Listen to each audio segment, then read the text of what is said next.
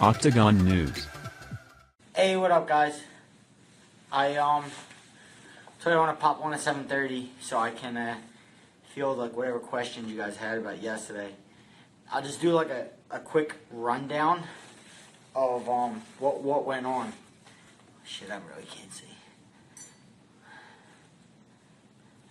I'm gonna do a real quick rundown of what went on. I was kind of me and my wife are getting ready for Easter, and I got a call from Lloyd, my manager. It was April 1st, so I thought, just like you guys, I kind of thought it was April Fool's joke, but he told me Tony got hurt, and then when he told me how Tony got hurt, I really thought it was April Fool's joke. So you know, I'm kind of just as shocked and disappointed as you guys are. Would have been great to be ready for that fight and be ready to step in and save the day. But unfortunately, I'm way too big to make the 55-pound limit on 6 days' notice. I think most guys at 155, especially in the top 5, can't make that 55-pound limit on a 6-day notice. So I apologize to you guys. I'm a little disappointed. I'll be honest. I'm disappointed in myself a little bit because I kind of had the foresight to see this happening. I even talked about it happening, but when it got like three to 4 weeks out, I just kind of said, "Fuck it.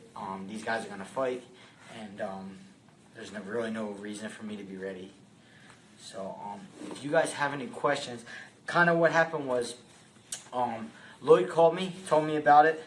We laughed, and I'll be honest, I'm every bit of 190 right now. So there wasn't even a small chance that I can make 155. So what I did do is I spoke with the UFC all day long, and we explored other options.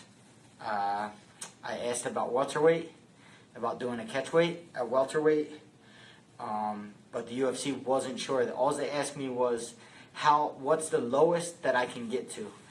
And that was like kind of most of our conversation. Drop to 180, then cut. No, I'm probably a little more than 190, to be honest with you. I'm heavier than I've been because I haven't fought in a long time. So a lot of times I hold a lot of water, I hold a lot of glycogen because how muscular I am. So to make 55 on 6 days is kind of, it'd be impossible. Probably kill myself. But let me see. Let me pull this closer so I can see what you guys.